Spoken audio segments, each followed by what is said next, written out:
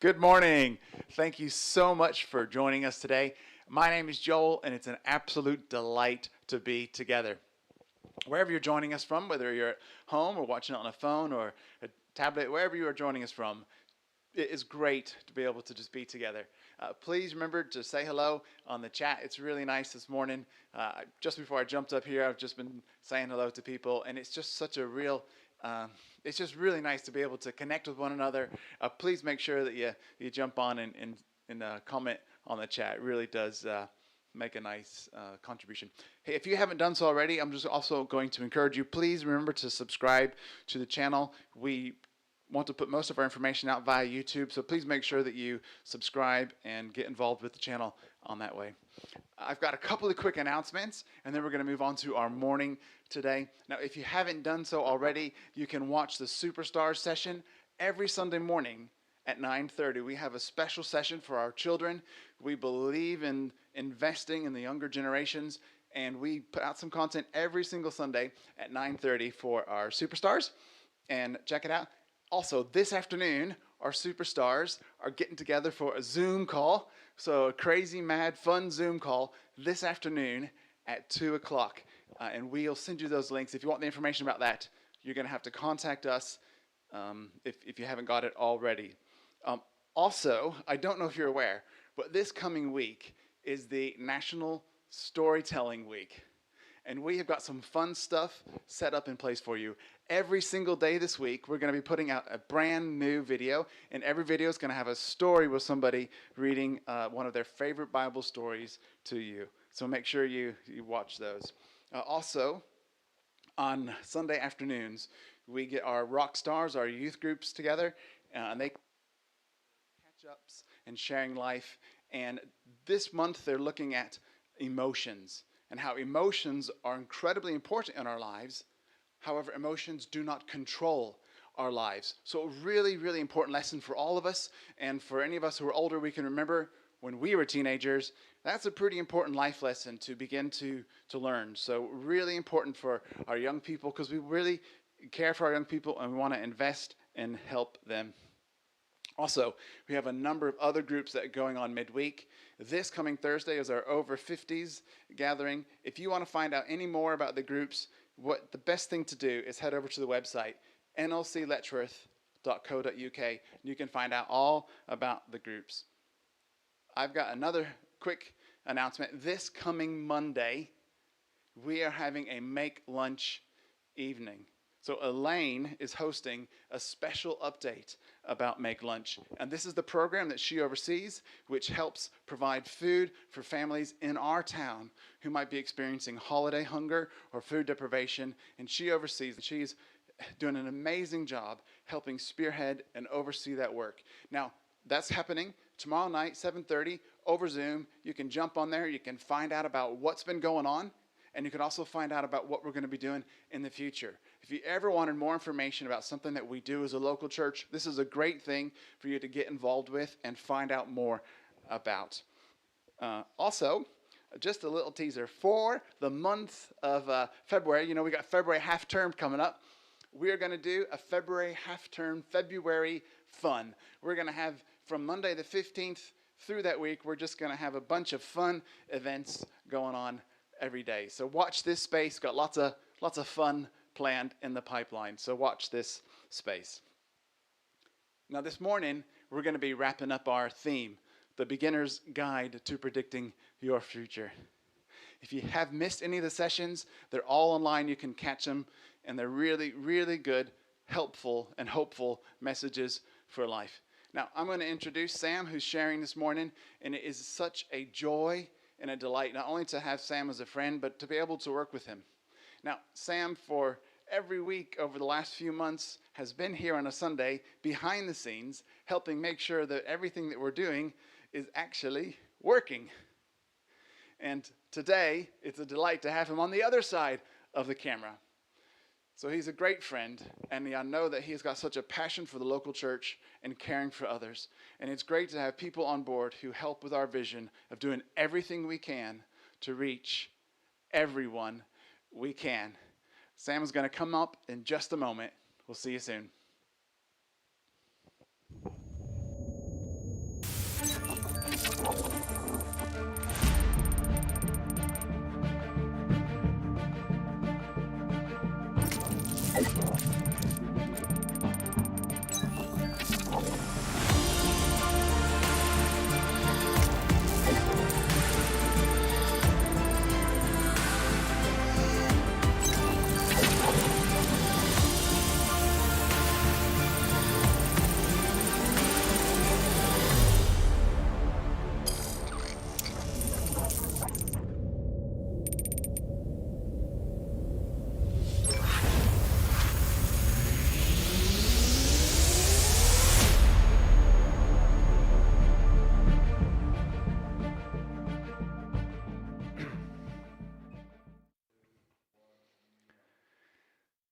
I'm Sam, and I'm here with the brave few of us at the Free Church Hall in what is a very chilly morning. I hope you're receiving this reasonably well, and we don't have too many technical issues. But it's great to be with you this morning, so please continue to communicate and engage in the live chat. We are a community joined together, and I hope that you're able to join us live this morning. We're on the 4th week in a series called The Beginner's Guide to Predicting Your Future. And if you haven't been able to watch all of these live, then get on over to the New Life Church YouTube channel and you'll be able to catch up on what Joel and Richard have been sharing throughout the month of January. Now, here's something that we all have in common. It's not a religious thing. It's not a faith thing. In fact, it's an entirely human thing. My worst decisions, your worst decisions, our worst decisions were fueled by something with strong emotional appeal. Maybe it was so appealing that you ordered it for evening delivery. Or even worse, you had to wait for that next day prime delivery. Maybe you took out a loan to buy it or arrange finance so you could have it sooner. Maybe you thought it was too good not to invest into it. Maybe it was something you ate or you drank, and that began a series, a pattern of something that you couldn't give up, you couldn't resist. Maybe it was something you started a close relationship with. Maybe you invited it into your home or you moved in with it. I could go on. But then something really odd happened, and I bet you've all noticed this. This thing that was so appealing, that had such strong emotional appeal to you, it lost its appeal. We've all had that. Maybe it took a bit of time. The sort of shine began to wear off that new thing that had arrived, that's unpackaged. Maybe it wasn't quite as exciting or life-changing as you thought it would be, or that it was promised to be. Maybe it broke and you weren't able to fix it, or it was just another thing on the to-do list to do. Maybe that person wasn't quite as perfect as you thought they would be. Maybe something else, more exciting, came along and caught your attention. But perhaps what began as appealing became a prison or an addiction. Well, we could simply wrap up now and say, well, let's not just make that mistake again. We'll just try harder. Let's not do that again. We just won't do it anymore. Wouldn't it be great if it was that easy? We could just finish now. Well, we're going to be looking at some of that this morning and how we can walk in a different way. But the main theme throughout our series has been described as the principle of the path, direction, destination. The principle isn't something that you choose, that you sort of opt into, that you sign up for. A principle is something that happens to you. It's something we all experience in life. And this principle of the path, your direction, determines your destination. The best way to predict your future is to pay attention to where you're headed, not where you are right now. You will always end up where the path you're on takes you, regardless of your intention. So we add that in now. We'll say the principle of the path. Direction, not intention, determines destination. Direction trumps intention every single time. You might mean well. You might want to try harder. You might think, I know there's those things that I'm going to see, but if you don't look at where the path you're on is headed, then you will just be carrying on, sailing through. Whatever your intentions are, that direction you're on that path, is where you're going to end up. I'm a parent. Our children, luckily, are still in the younger side of things. But if you've got teenagers, maybe children going to university, maybe you are one of those, and your parents are always nagging you, or you feel like that, or maybe it's your grandparents or uncles or older friends asking those difficult questions, those annoying questions, like, what are you going to do with your life? Where are you wanting to go? This person you've met, what are they like? Where do they come from? What's their dreams and their hopes for the future? Well, but I'm in love. Yeah, well, you're in love now, but where is it headed? And parents, you see, they're always concerned with where their children are headed, not where they are. And that's why we can feel they can be on our case. But maybe one day you'll be one of those parents. Maybe you are one of those parents now. The path to be avoided is always paved with strong emotional appeal. I'll say that again. The path to be avoided is always paved with strong emotional appeal. Well, let's look at some things that might have strong emotional appeal. Maybe it's newer. Maybe it's faster. Maybe it's bigger. We've all seen those things before. Maybe it has a guaranteed 25% return. Can you believe that? Guaranteed. That's too good to miss, surely. Maybe it's romance or desire. They definitely have strong emotional appeal. Maybe it's something that gives you acceptance or attention or adventure or even security. Do you really love that person? Well, I'm not really looking for love. I'm just looking for someone to look after me. They have a good job. They can pay the bills. Maybe they can support the family. Love, well, I'm willing to compromise on these things. You see, these things, though, they're not bad. In fact, these are all good things. They're just not enough.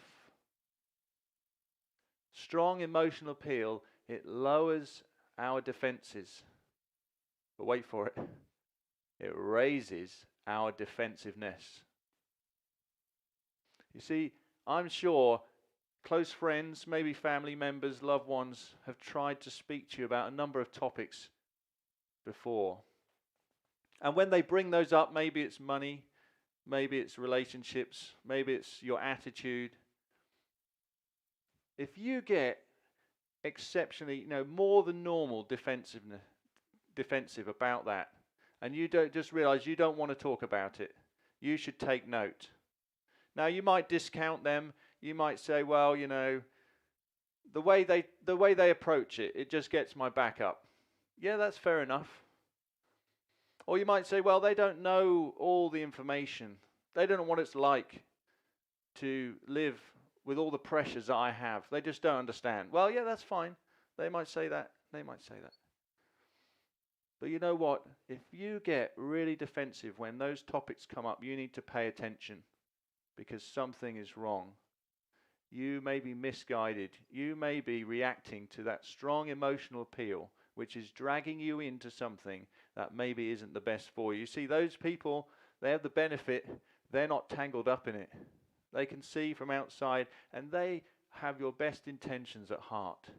So rather than just push them away and write off what they're saying, you should take note at those moments. Because it's so easy, isn't it, to confirm our own thoughts on these things. Confirmation bias is a term that can be used. We just think, maybe we go online, we research, we find other people's blogs or videos that go along, yeah, this is a great thing, you should do it. The more and more we dig into it, we just find more and more that we want to hear that convinces us that this is the right thing to do and we should feel good about it. The great news, though, is we are not stupid. That's really good, just to reaffirm you this morning. But we do make, we do make dumb decisions sometimes, don't we? And I'm sure we've all had moments afterwards when we said, how could I have been so stupid? You see, we aren't stupid, but we do make stupid decisions sometimes. You see, that strong emotion appeal can lower even our IQ, our intelligence can go down because we're so emotionally wrapped up in something. Well, most of you, or some of you will definitely know that I definitely like gadgets and tech, and our eldest son, who's now 10, I'm pleased to say, is following in his father's footsteps, and he's really getting into tech now. And as I was sat at my desk last night, I think I counted 6 computers around me, I'm just hoping for some sort of artificial limbs now that I can control them all at once. That would be fantastic. But yeah, he's really getting set up, especially with doing homeschool. He's got his laptop upstairs, but then he was in the garage. He found a spare computer monitor. Oh, wow. So that appears on his desk. Now he's asking for a HDMI cable. So now he's got 2 screens set up on the desk. And nearly every day now he comes down just sort of looking around in the office. What's that? Is that mouse available there, Dad? It's a wireless mouse now. Well, if you just reconfigure your setup a little bit, Dad, then you wouldn't need that keyboard, you wouldn't need that webcam, and then I could use that for my room. That'd be great, wouldn't it? Wouldn't it be cool? So he's really getting excited about it. But I remember when he was tiny, and in our first house we had obviously our bedroom, we had a guest room, we had a box room which was his nursery, and then we had a room over the garage which was my office. Well, what happens with little children is they do grow up and they start to get bigger, and they definitely demand and require more space. So he grew out of his nursery, and of course the next room to be sacrificed was the office. So he moved into that, and I just changed jobs. So I was now working at home full time, and I had to take a small desk at the end of the guest room. So I thought, well, what a great time to really reconfigure my computer setup. I've been going to a few conferences at that time, and all the cool tech people had Apple Macs. And I've always been a Windows user. I thought, you know what, I'm moving in here. I'm now to start this new job. I think I need this Apple Mac. I need to become a Mac user, because if I have the Mac, then I'll be like one of these cool people at these conferences, and my productivity is just going to go so much up. I'm going to be so more creative with an Apple Mac, because that's what all those creative people use. So I was really getting into this, and I eventually went out and spent some hard cash on a beautiful 27-inch iMac. It was massive. I had to just about manage to carry the box back to the car, and I got it home, and then I even mounted it on the wall. Just looked so cool. You couldn't see any cables. I had a wireless keyboard and mouse. I thought, yeah, this is cool. This is so cool. Well, after a little while, it wasn't quite. I was still harking back to using Windows. So then I managed to run Windows on the Mac, and those will know recently that iMac, which is 10 years old now, I can't bear to get rid of it. It now sits in the corner of my desk, and just to break up the monotony of lockdown, I use it to run these brilliant video sequences of desert islands and snowy woodlands just in the background while I'm working. So the screen is still brilliant, and it is a brilliant device, but just how funny these things can happen. And just a pro tip, if you're looking for those, if you look on YouTube and put in 4K window scenes, then you'll see what I'm looking at. But anyway, but how easily we can be drawn into things, how easily we can, things can promise us so much, when actually when we stand back, if we had an honest conversation with someone, I might still have bought that iMac, but maybe I shouldn't have expected that it would transform me in that way, and how that strong emotional appeal can just drag us into things. Well, you know what? With strong emotional appeal, if you're distracted by what's on the path, then you will be distracted from where that path is taking you. And if you're distracted by what's on the path, then you will choose appealing over satisfying.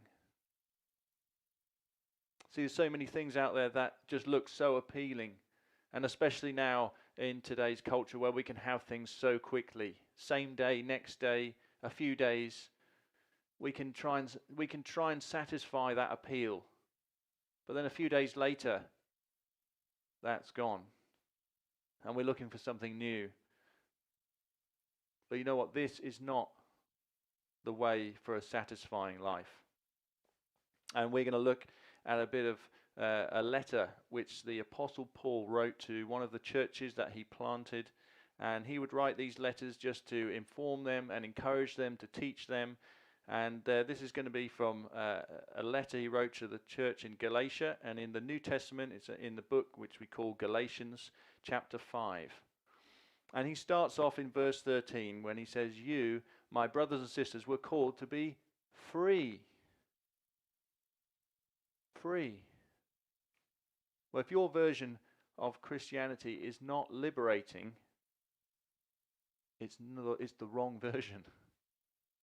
And maybe the version that you left, if you've gone away from church, maybe that if that version wasn't liberating, if it wasn't about freedom, then I'll just put it to you, maybe you left the wrong version. And I hope as you engage with these series and when we're able to meet together again, that you'll experience and discover some of the freedom that we are talking about today. And we want to welcome and invite you back in to join us on that journey.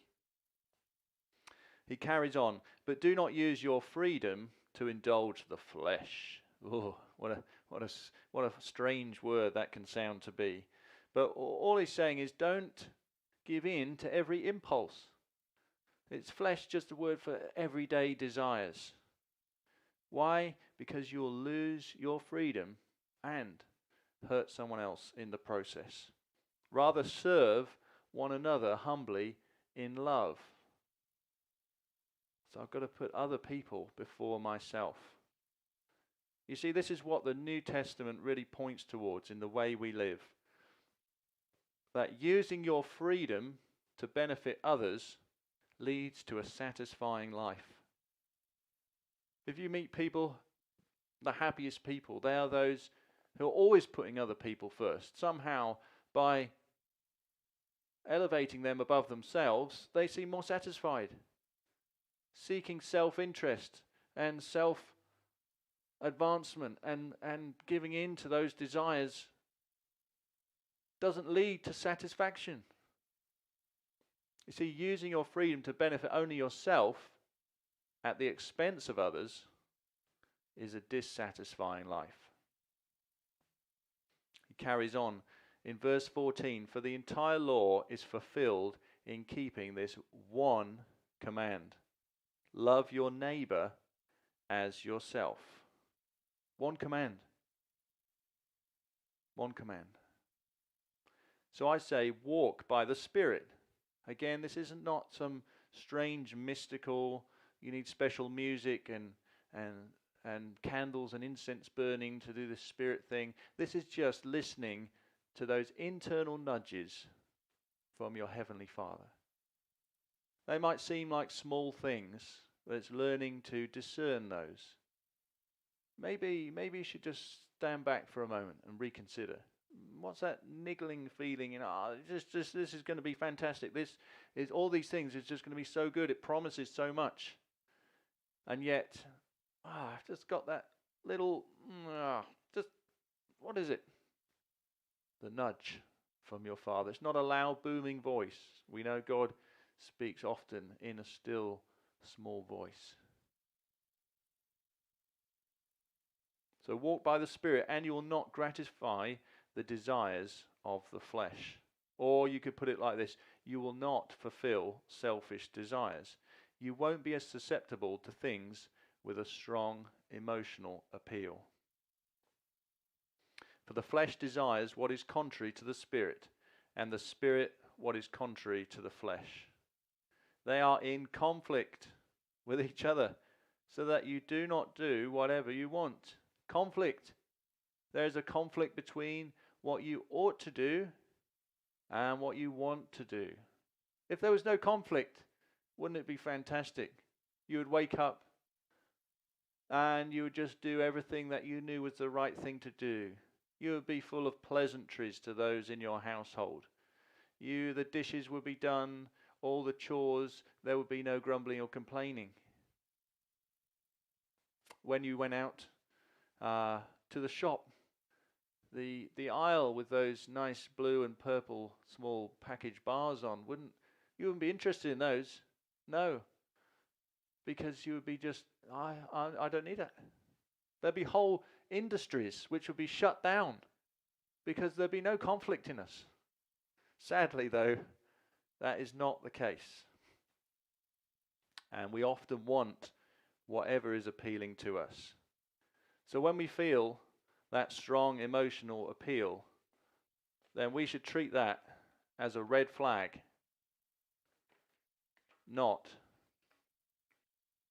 as a green light. It should be a red flag. It doesn't mean it's wrong. It doesn't mean it's bad. It doesn't mean you shouldn't do it. It just means you should be cautious. The strong emotion is not an indication and a guarantee that this is the right thing to do, that this is a green light for you to proceed. You should take caution. You should seek wisdom.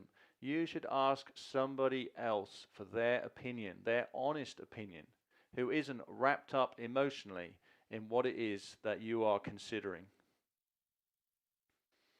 The Apostle Paul carries on, verse 18, but if you are led by the Spirit, what will happen? If you are led by the Spirit, you are not under the law.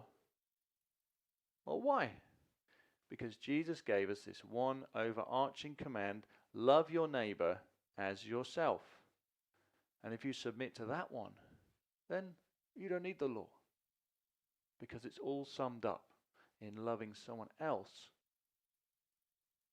beyond yourself.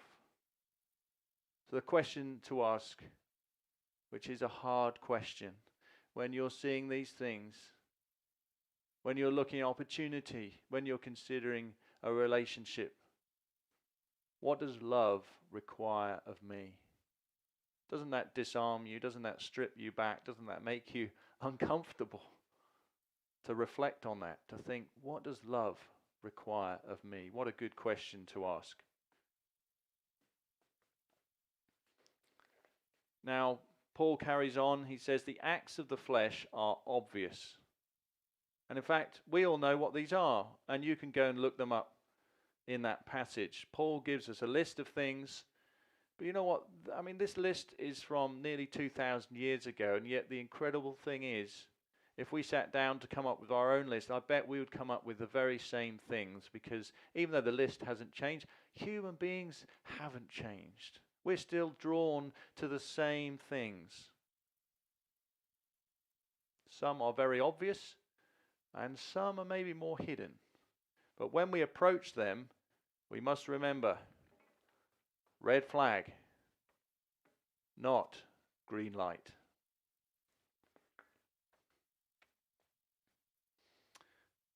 Paul continues, I warn you, as I did before, that those who live like this will not inherit the kingdom of God. That can sound really shocking. What does that mean? Does that mean they won't go to heaven?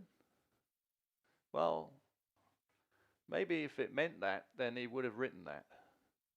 The fact is, if you never have any sense of God's promptings, or you just consistently ignore them, when you're confronted with all these shiny, appealing, self-centered options, if you never once crosses your mind that that's all about you and somebody else's cost, then maybe it's time to have a wonder. Maybe you need to get a bit worried. Maybe you need to listen to what those friends, those loved ones are saying to you. That there is something at stake, and you need to begin living in a different direction. And this is where this all comes to. We said at the beginning, well, wouldn't it be easy if we just stopped doing things? We just ignored these things. Well, the way that we have to move on is to live in a different direction. We need to choose satisfying over appealing. And my prayer today, and I hope that you do, and I believe God, our Father, wants us to choose satisfying over appealing. Not just giving in to all these things that are trying to grab our attention, but standing back and giving time to think about where are we headed. Not just what do we need now for this emergency, for this situation. I'm feeling low. I just need something to pick me up now. What about tomorrow? What about next week? What about next year? What about the next 5 years? Where's your family heading? Where's your important relationships heading? Well, the good news is that Paul then goes on to describe what we call the fruit of the Spirit. And this is just the outcome of saying yes to those nudges from God. And here we've listed them out: love, joy, peace, patience, kindness, goodness, faithfulness, gentleness, self-control. And he carries on in verse 23, he says, against such things there is no law. So, no longer, you can't be too joyful. You can't love one another too much. You can't say to your partner, your husband, your wife, you can't say, you're too patient. You're just too patient with me. We need to go and find some help. There's just too much patience in this house. Maybe right now, when everybody's at home, it's too peaceful. It's too calm. I might be sat downstairs. I can hear noise coming from a bedroom. And all 3 children are up there. I'm thinking, what's going on? I go up. Whoa, you are outdoing one another in kindness. Can you imagine that? There is no limit. There is no limits on these things. One rule, no regret. Imagine if we could live like that. Imagine if we set our lives in a direction where we put loving others first, where we thought about those strong emotional appeals, what they might pull us off course, that we might learn to begin to live with no limits on these things, and how that would lead to such a satisfying life, that we would live with no regrets.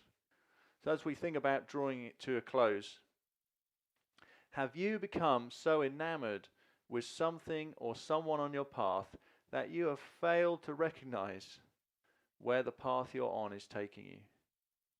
It's so easy. Are you so far down the path that now you feel a fear of making a change? What might other people think if I turn around, if I head differently? Have you justified so many bad decisions?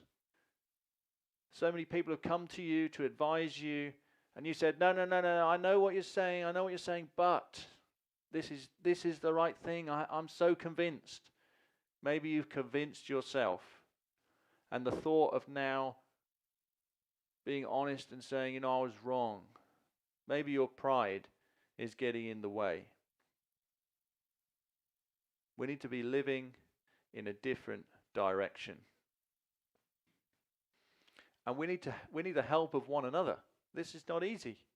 We need those close to us in our community who are willing to ask those questions out of love because they care for us. And if you can see someone heading in a direction which isn't going to lead to a satisfying life, you need to speak to them. You need to love them and to show them that concern. And we need to be willing to receive that. So we come back to the principle of the path. Our direction, not our intentions, determines our destination. What we sow is what we will reap. So I implore you today to really give this some thought, to look out for when those things come to drag you off, that you would stand back as a red flag, not to say no, but to give it some thought, to seek advice. And I hope that you'll choose to give in to the Spirit's nudgings, to put others first, to live with that one rule, that we might live with no limits on these things, to become known for people, someone who just seems to have so much love for everyone, so much kindness, so much patience. Wouldn't you like to have that celebrated at the end of your life? In a moment, I'm going to hand over to the music team who are going to lead us in a fantastic song. I just encourage you, let's not be passive in this. I know it's on a screen, but let's sing along. Let's close our eyes. Let's engage. This is not just something to entertain us. This is a moment, perhaps a moment when we can set aside what we're doing and just focus and listen to those nudgings of our Father. He's our only hope. And do we need hope now? Yes, we certainly do. So that's my prayer for us this morning. As we move into this song now, just make that space to engage. Thanks very much.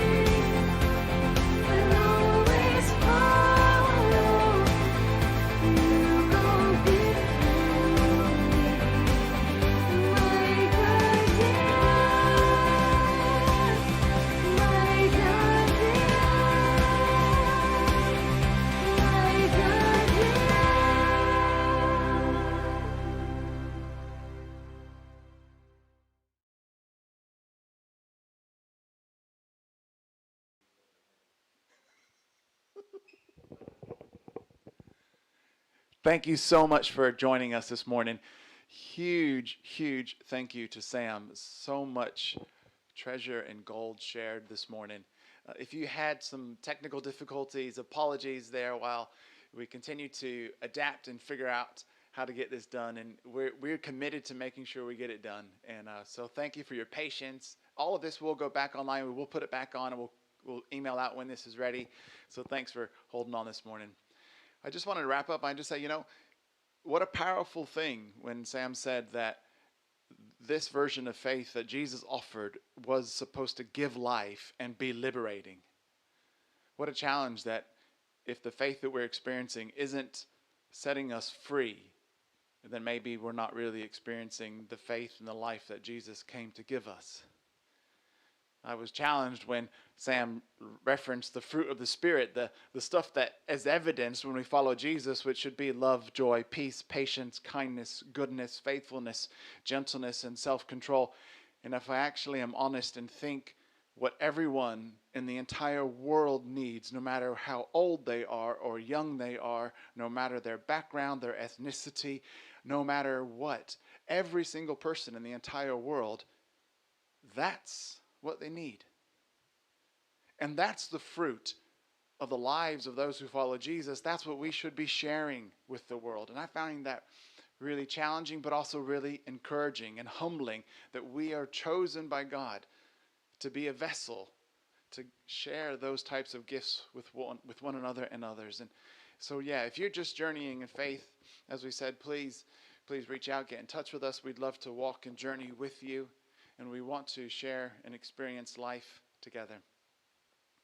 I'm really excited that coming up in the month of February, we are starting a brand new theme.